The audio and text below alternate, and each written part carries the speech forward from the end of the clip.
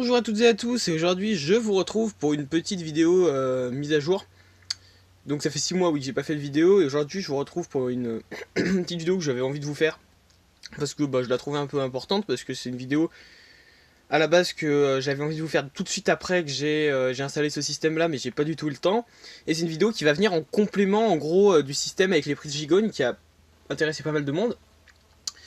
Donc en fait, ce que je voulais vous montrer aujourd'hui, c'est ceci, donc qui est l'installation que j'ai réalisée après avoir tiré donc les câbles Ethernet pour mes prises Gigogne transformées en J45.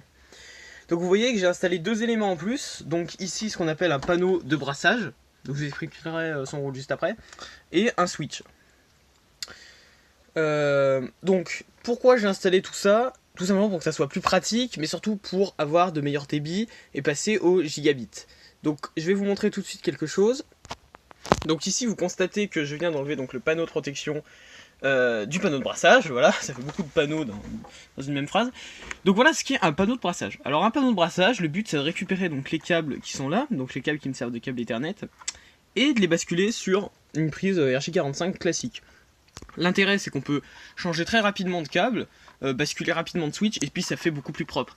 Là vous avez donc 8 ports, donc là vous avez les premiers, les deuxièmes, les troisièmes, le quatrième, le cinquième. Donc là j'en ai encore 3. Donc ça me permet de pouvoir connecter plein de prises donc, qui arrivent ici, et de pouvoir les basculer là-dessus. Donc ensuite ça part donc, de ces prises RJ45, et ça vient se loger dans un switch. Alors ça c'est un switch de chez TP-Link. Ça coûte un peu plus de 20 €, donc c'est un switch version manageable. Donc vous pouvez choisir les débits, etc. Donc c'est pour ça qu'il y a certains ordinateurs qui, comme vous voyez, sont en 100 mégabits seconde, parce que sinon ça tape à mort sur mon débit. Il y en a d'autres qui sont en gigabits. Donc ça c'est plutôt bien, c'est quand même vachement pratique, quoi. C'est quand même correct. C'est un switch qui est quand même vachement bien pour pas cher. Donc voilà, donc l'intérêt c'est de récupérer donc tous ces câbles. Donc en gros là, si vous avez bien compris le système, c'est comme si ce câble il ne s'arrêtait pas en gros. Voilà, il repart tout de suite là. Le but c'est de dispatcher tout ça et de rebalancer de la puissance pour arriver à du gigabit Ethernet, donc du 1000 mégabits seconde au lieu du 100 mégabits que j'avais avant.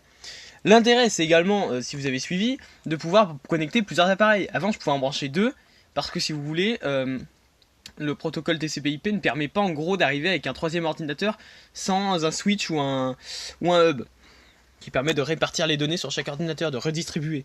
Ça permet de redistribuer les données. Alors pour ceux qui se demanderaient la différence entre un switch et un hub, si vous lui envoyez n'importe quelle donnée, il va le redistribuer à tous les périphériques connectés. Un switch, si vous lui envoyez une donnée, il va sélectionner sur quel ordinateur il faut l'envoyer. Par exemple, vous téléchargez un film avec un hub, c'est un peu plus compliqué que ça, mais par exemple vous envoyez un film sur un NAS, ça va l'envoyer sur aussi tous les périphériques connectés. Alors bien évidemment eux vont pas le prendre, mais vous perdez en débit. Mais maintenant c'est vrai qu'on utilise beaucoup plus de switch que de hub, les hubs c'est super rare maintenant, je sais même pas si ça n'a même pas arrêté. Voilà, donc c'était juste vraiment une petite vidéo mise à jour pour vous montrer un peu à quoi on peut arriver avec juste du matériel comme ça, donc des trucs qu'on peut trouver sur Amazon, hein, ça coûte 20 €, voilà, vous en avez des encore moins chers, et juste un peu de bricolage, hein, c'est pas non plus un truc énorme. Là vous voyez que j'ai mis un autre câble qui permet d'envoyer mes PC dans mon garage, donc ça c'est plutôt bien. On peut arriver à des trucs super cool et pas avoir besoin de CPL, parce que moi chez moi les câbles sont épais comme ça, du coup il y a une résistance qui est énorme, et les CPL arrivent jamais à passer, j'ai genre 80% de perte, quoi, enfin c'est vraiment de la merde. En plus j'ai deux compteurs séparés en fait, surtout pour ça que ça fait de la merde. Donc ça c'est super chiant, mais bon, voilà. Voilà pourquoi j'ai vraiment monté ce système avec cette infrastructure.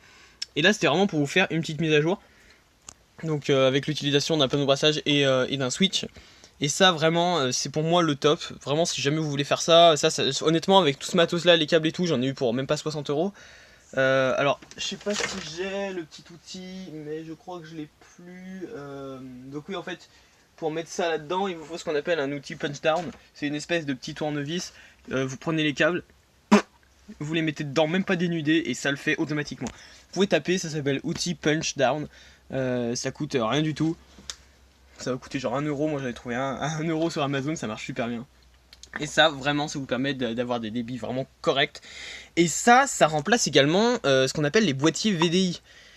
Les boîtiers domotiques, c'est-à-dire que par exemple dans les nouvelles maisons, on installe directement un petit boîtier ici, là en haut sur votre truc, votre compteur électrique, et ça récupère tous les câbles Ethernet, et ça vous fait en fait c'est un switch en gros. C'est un switch qui vaut 300 € quoi.